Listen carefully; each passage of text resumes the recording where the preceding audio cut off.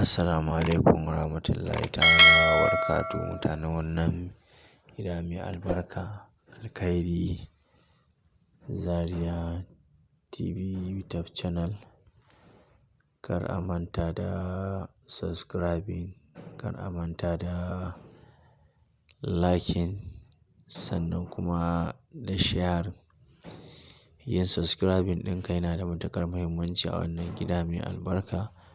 Saboda yin hakan ne zai ba da damar dai bidiyon da aka ɗaura a sanar da kai insha Allahu da zaran mun ɗaura.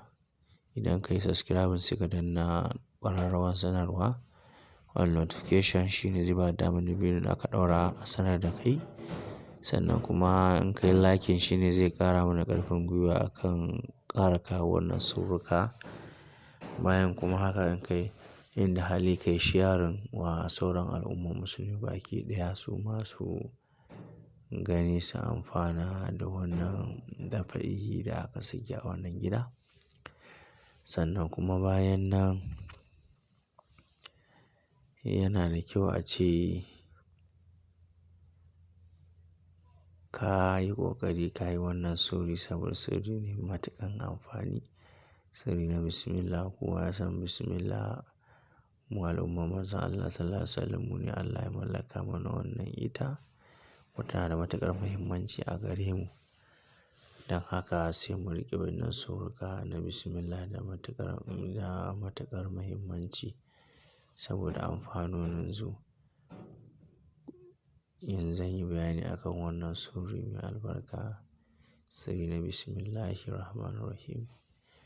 Idan kuka duba cewa a cikin Bismillahirrahmanirrahim za ku ga an buɗe minjaye an sa rubutu gashi nan. To, yanda ka gan shi a hakan nan haka za ka yi.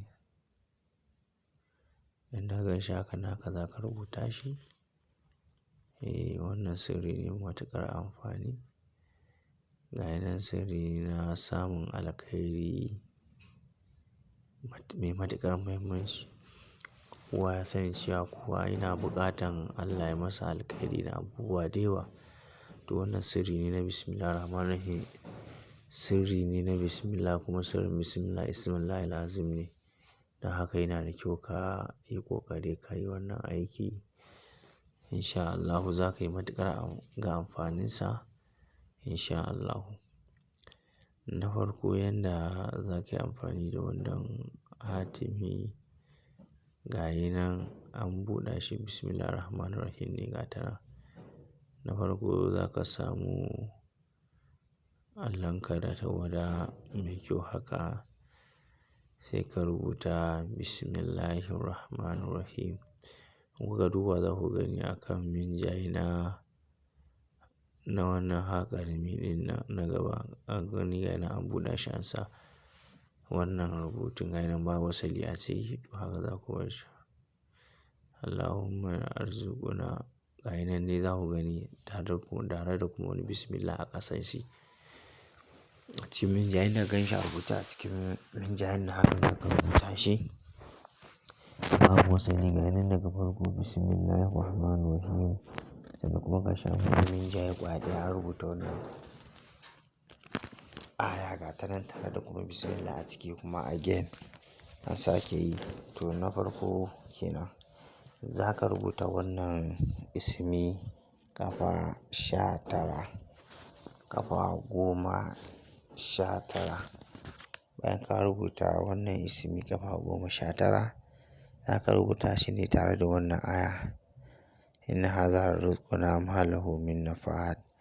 Za ka rubuta shi kuma ƙafa 7. Kullum za ka sha insha Allahu za a rinƙa samun alkhairi kullum bijahi sayyidina Rasulillahi Sallallahu Alaihi Wasallam.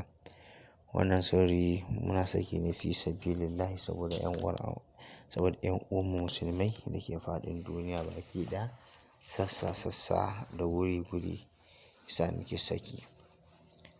Yana da matuƙar amfani a ce kai wannan sirri lallai na samun alkhairi ne kuma ismullahil azim ismi ne babba mai matuƙar amfani wanda Allah ya hore mana ita.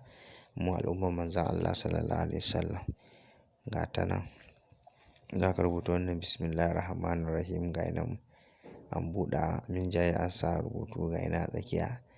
Za ka rubuta sa ƙafa 19 bayan ka rubuta shi ƙafa 19 tare da wannan aya ga nan shi kuma ƙarshe ma ba wasali inna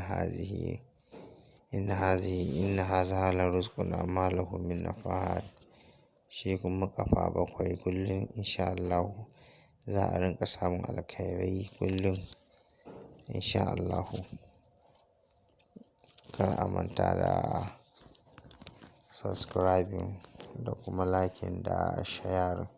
Hakan shi ne zai bada muhimmanci sosai, saboda idan ka yi subscribing, ka yi liking, ka yi sharing mu ka taimake mu, sannan kuma ka taimake al'ummar Rasulullahi. Saboda ka yi sharing ka yi ma al'ummar Rasulullahi su ma sun samu za su yi amfani da shi. Sannan kuma kai ma za ka yi amfani da shi, ka ga kai ma ka yi sharing ka samu lada mu ma mun samu lada. To alhamdulillah a nan za mu kawo ƙarshen wannan bidiyo a wannan gida mai albarka. Insha Allah za mu kawo suran Bismillah kashi na 4 a wannan gidan insha Allah. Kar a manta da bidiyon da ka zo baka samu ba, to yana da kyau kana yin subscribing ka je ka duba sauran bidiyon da ke baya ka kalla su ma ka amfana da abin da muka saki. An muka kawo ƙarshen wannan bidiyo. Wassalam, sai mu haɗu a kashi na gaba, kashi na 4 insha Allah.